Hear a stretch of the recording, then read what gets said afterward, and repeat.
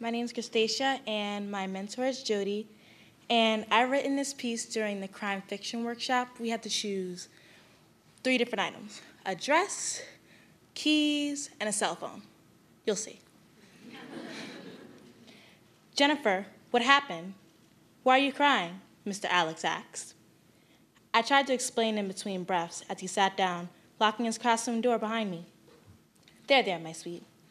He was my English teacher and my secret companion. Truth be told, it was nothing serious. I was just using him as a love puppy for my own needs. In the process, he ended up falling for me, yet I never felt anything for him, except for Dexter. And that girl is nothing compared to you, Mr. Alex said. I sighed. Don't you have a job that needs to be done? He continued to ramble on, ignoring me. I barely paid attention to the man. All I could think about was that I loved Dexter, but Dexter didn't love me in return. Later that day, I made my way to Layla's house. I felt the need to clear up any discomfort I had made between her and Dexter. I guess if I can't be his and only his, then I'll forever be his best friend. I walked up to her building. I could only wonder what she was going to say, or better yet, what was I going to say? I just wish that Layla wasn't never part of this in the first place.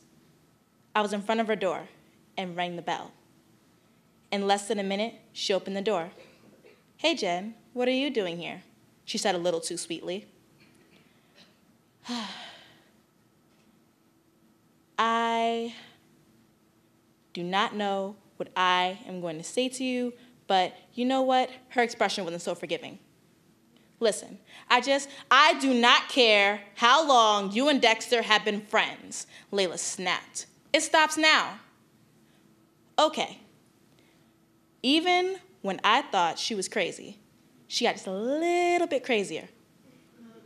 Yeah, she was serious. You selfish little troll, she screamed. The words echoed through my head. I could feel the waves rush through my nerves. And between that, the next thing I knew, the shattered glass was ripping through her skin, and her body laid on the floor, in a pool of blood encircled by her own crystals.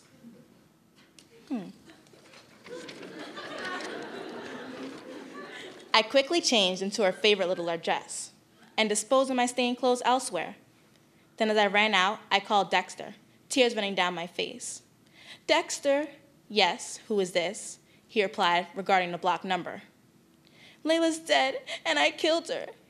Then I hung up, leaving him with the same pain that he left me.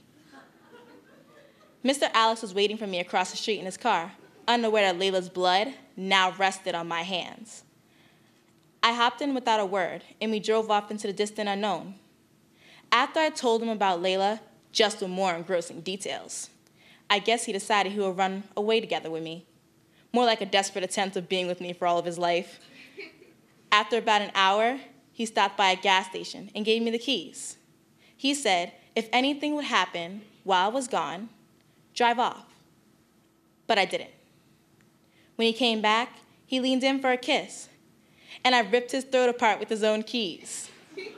The poor guy was so clueless to the fact that I was only using him. I stood there once stained with blood, once again. I guess the sensation of killing overcame me. Hours later, the sirens came, and I had met my end. That night, Dexter found his girlfriend dead, and Mr. Alex as well. I confess that the killer is me. Thank you.